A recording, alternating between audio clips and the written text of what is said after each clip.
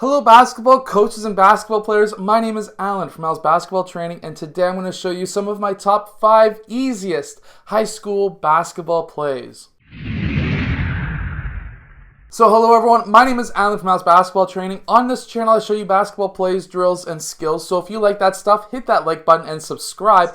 But anyways, today I'm going to show you some of my top 5 easiest high school basketball plays. So if you're coaching a high school team that is not necessarily all that advanced, these 5 basketball plays may be perfect for your team.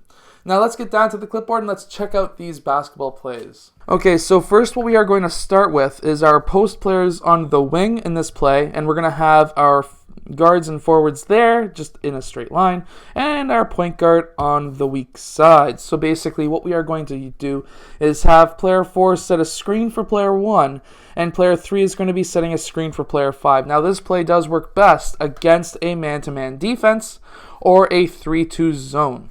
And basically what we are going to have is player 1 using that screen, player 5 using that screen, and player 3, after he sets that screen, if player 5 isn't open for that shot, we're going to have player 4 and player 2 set a double staggered screen or a staggered screen against player 3, who's going to wrap around. He could cut towards the rim afterwards, or if he's a shooter or a confident shooter, he can take that 3-point shot. Okay, so now in our second play, what we are going to do is have player 1, he's going to pass the ball to player 3, and he's going to cut down to this corner. So now this is the triangle offense, but the triangle doesn't necessarily have to be all that hard.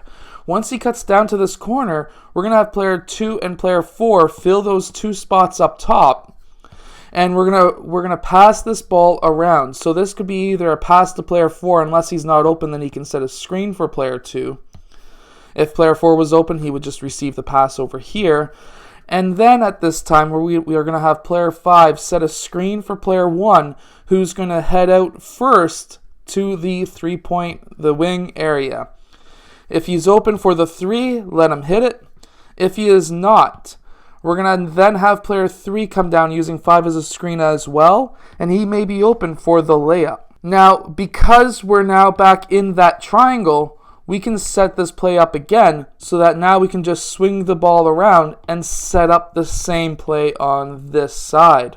So now if player 1's open for the 3, he can hit it, or if player 2 is open for the layup, he can hit it as well. Now you can actually continue this play on both sides of the court just like this.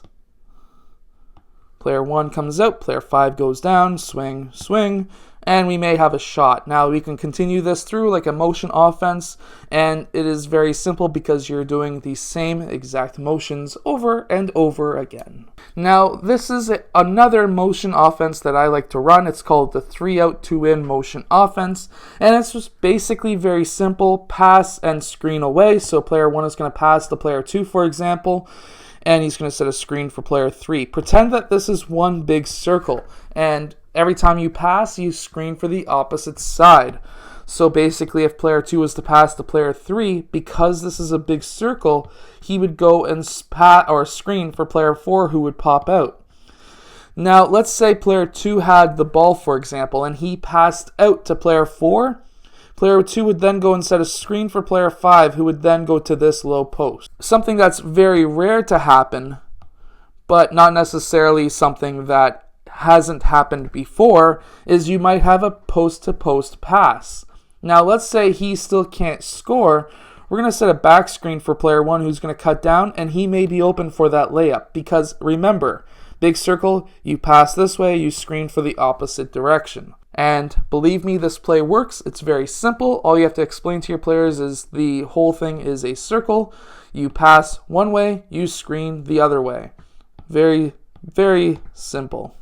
Now we can have the same kind of idea with the 4-out 1-in pass and screen away. So same idea, 1 passes to 2, 3 fills because he used 1 as a screen. Now let's say, remember, 1 big circle, 2 passes to player 3. Player 2 now has to screen away for player 5, who's going to use that screen and pop out. Now he may be open somewhere in the mid-range area or 3-point area. If he can shoot, definitely go for it.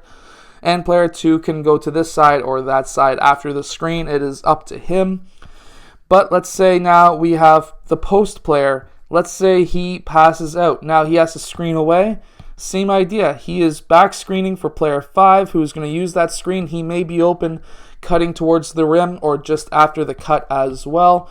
Again, another play that's very simple and works extremely well, especially if you have lots of time on the shot clock, or if you don't have a shot clock, you could run this play for a very long time until you get the defense to be uneven and you can score really easily on them. Now, I would show you the 5-out pass and screen away, but I've shown that on at least 10 videos before, so I'm not going to do that again on this video. But if you want to see the 5-out pass and screen away, just go out to my top 5-out basketball play video and you'll see it there.